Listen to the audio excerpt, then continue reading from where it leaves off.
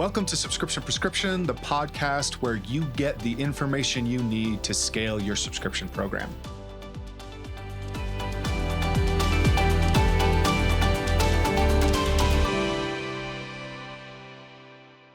Hello and welcome to another dose of Subscription Prescription. This is the podcast where we help you figure out everything related to D2C subscriptions. I'm your host, Matthew Holman, and today we are going to be talking about why subscription businesses fail, right? So everybody out there listening is hopefully in the process of building, whether you're new, whether you've been at it for a while, you are building. You're trying to grow a subscription brand. I'm sure there are a variety of reasons out there, either to one day sell it, good cash flow, or it's your job for the business that you're working in. Regardless of the reason, there are three things that I've seen across the board from just getting started or have been grinding for years and only have 100 subscribers, all the way up to how nine-figure businesses with hundreds of thousands of subscribers are managing their business. And the problems are all the same. The only real difference is the degree of complexity as you get bigger. A lot of these problems can become greatly exacerbated, but there's no real reason or difference between why a brand doing 100 orders a month or a brand doing 100,000 orders a month go out of business when it comes to something like cash flow. Now, the three things that I want to talk about are product, your ads, creative, and offer is the second, and then cash flow, LTV, and understanding your financials is the third one. I'm going to start out with product because this is something I think it's very easy conceptually to understand. Your product just isn't as good as it should be.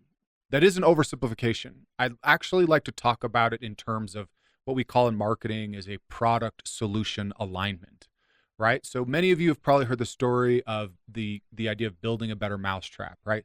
The idea of if I was in the mousetrap business, I'm trying to build a better and better way to kill mice. However, that the solution for what people are actually looking for when they're buying a mousetrap isn't actually how to kill a mouse. It's actually how to keep mice out of their food, home, garage, anything. Whether that's killing or preventing, that's the actual problem people are trying to solve.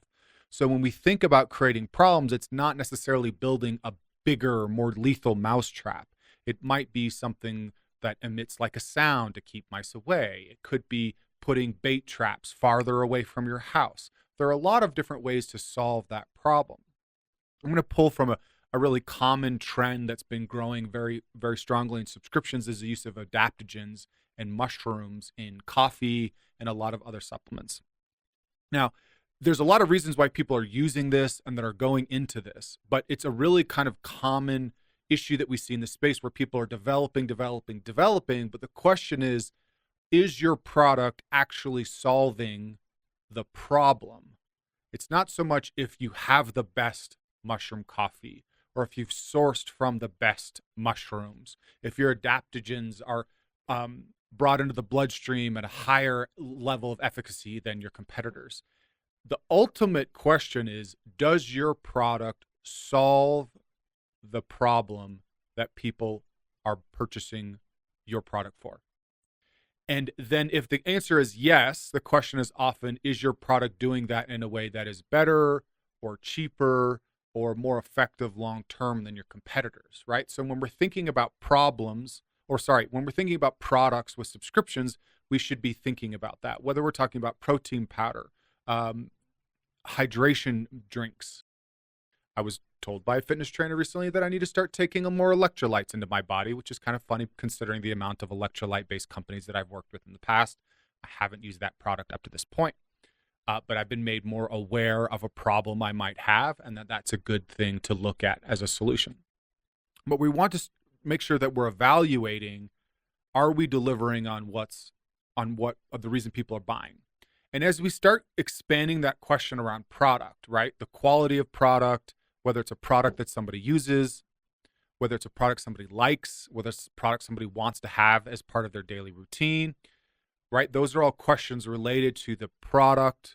And if the product is solving a problem, we start layering in this idea of acquisition. And so when I talk about acquisition, I am talking about creative, I'm talking about ads, and I'm talking ultimately about the offer that sits on your subscription page.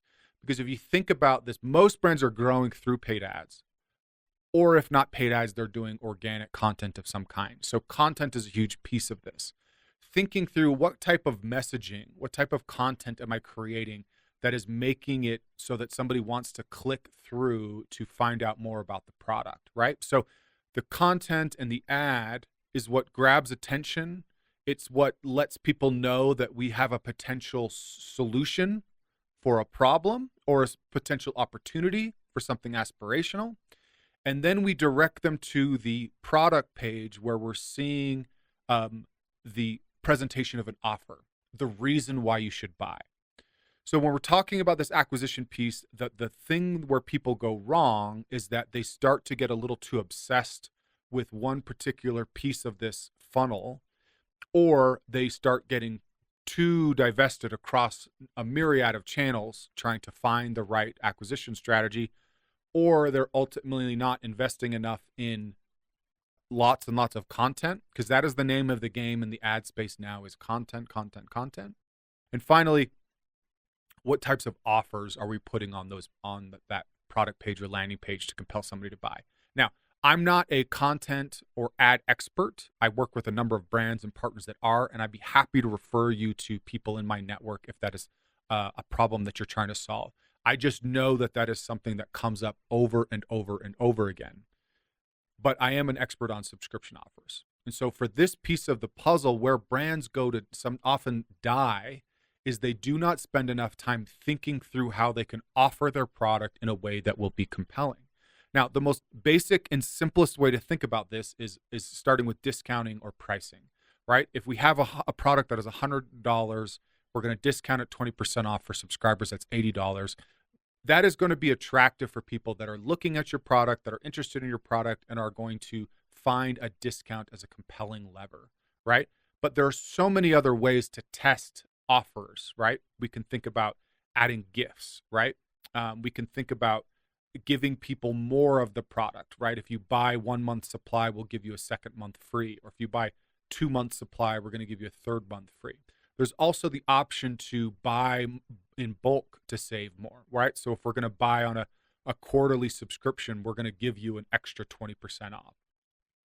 But spending time thinking about the offer is going to have more impact than design changes do on the product page, right? It's going to have a stronger impact over conversions. And the reason why this offer acquisition piece is where a lot of brands die is because as you grow, it's difficult to hold on to the strong conversion rates, to the strong acquisition channels that have been effective for you at that point, because you start to dilute the audiences that you're going after, and those audiences become more mixed for your brand. So you're going to have certain people that are worth more, that are buying those add-ons. You're going to have some people that are not, right? But as we're playing with our offer mix, you're going to start to unlock where you can find more growth opportunities. And also when we're thinking about subscriptions, there is a threshold that all subscription brands reach where they're no longer able to grow past that threshold. And what I mean by this is, for example, let's say you have a 10% monthly churn rate and you acquire 100 subscribers each and every month.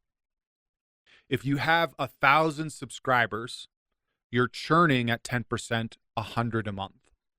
You're acquiring 100 a month. So now you're just kind of swimming in place. You're not able to grow or break past that threshold. You can change that threshold one of two ways. You can acquire more subscribers per month, or you can lower your churn rate. Let me tell you, as somebody that's worked in subscriptions for years and years, the easiest way is actually to change how you acquire the number you're acquiring. That is the easiest way. It's the easiest way. It also has a profound impact downstream on how retention works. So you need to spend time on your offer, thinking through different ways you can test this, and knowing as you scale, as you get bigger, the brand as brands scale past 1 million, 5, 10, 50 to 100, they're adding more and more channels. And I don't mean retail, I mean different ad sets, right? Different creative, potentially different products or different product bundles or offer options, as well as different ad channels, not just Meta, X, Pinterest, TikTok, for example, Google, YouTube, right? Thinking through every subscriber or customer that you get through those different channels potentially can be different. And you can scale up different types of offers. So a lot of brands will periodically do deep discounts around, say, like Memorial Day or Christmas, BFCM.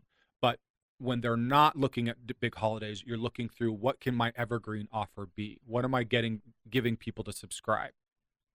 So spending time being creative in that element of how we're going to make our offer better, even if that means sometimes developing extra products or sourcing extra products that you can use as gifts to test, or bundle options you can test to make that option or that subscription offer more compelling, is where brands need to live so that they can win. Because what happens as you grow, that threshold gets closer and closer and closer.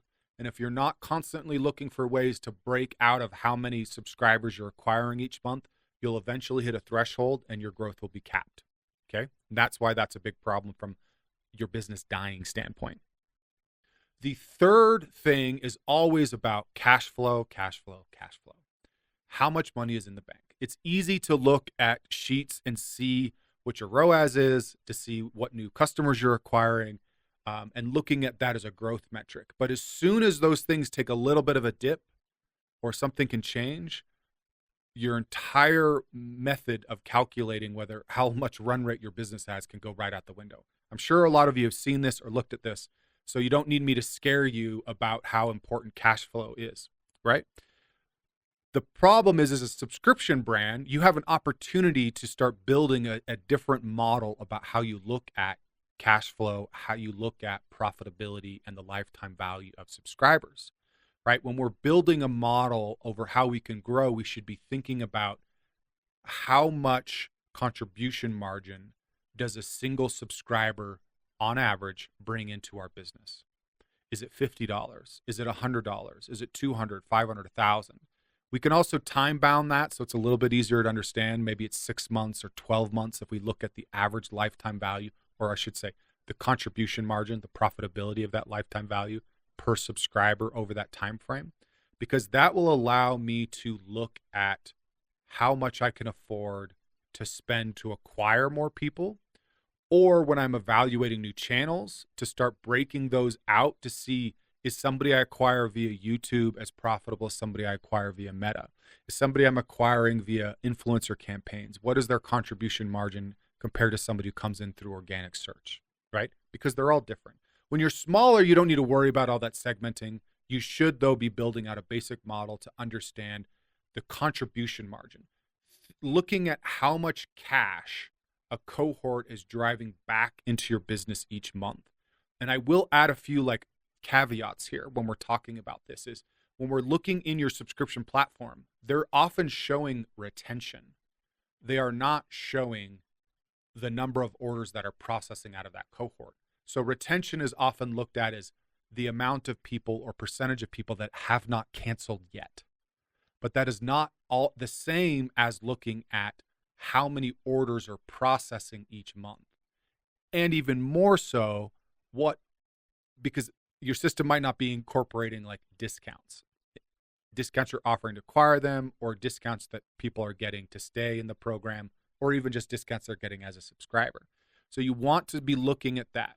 That is why I often harp on looking at quarterly subscription options, or something that's got a longer time frame that allows you to get prepaid, allows you to collect more money up front, because then your cash to conversion cycle is going to be healthier, and you're able to operate your business on a healthier margin than you would otherwise.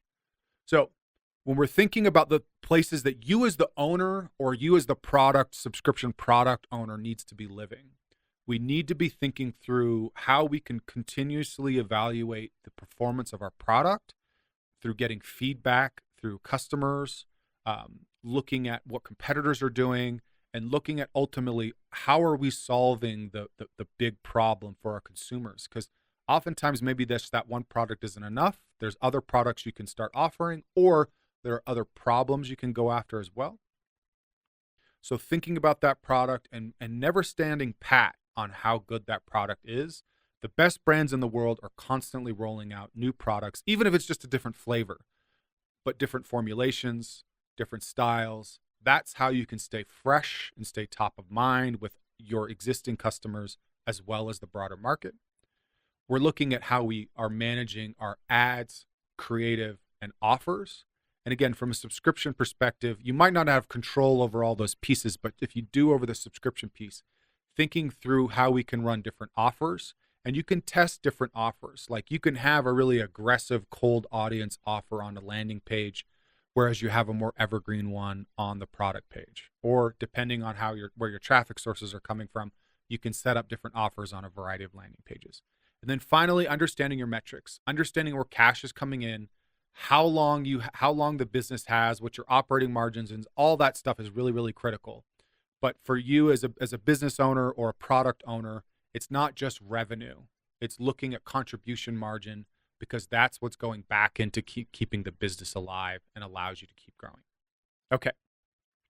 That's it for this week's dose. Again, the 3 reasons why subscription brands die, why they fail, is a lack of attention to product, a lack of focus on the offer and the acquisition through content and creative and their ads, as well as understanding very clearly their cash to conversion cycle, paying attention to that contribution margin that allows you to know how healthy your business is doing. And the reason I bring up all this stuff is because there are a variety of ways of how this formula can change, how many people are coming in, how long they're staying. And while this is a subscription podcast, and you might have expected me to talk a ton about email marketing as being the reason why brands die, that is secondary to these 3 that I've shared with you. So that's it for this week's dose. Stay tuned to next week for another episode of Subscription Prescription. That's it for today. Thank you for tuning in. Please subscribe so that you can get notified when new episodes come out each week on Tuesdays.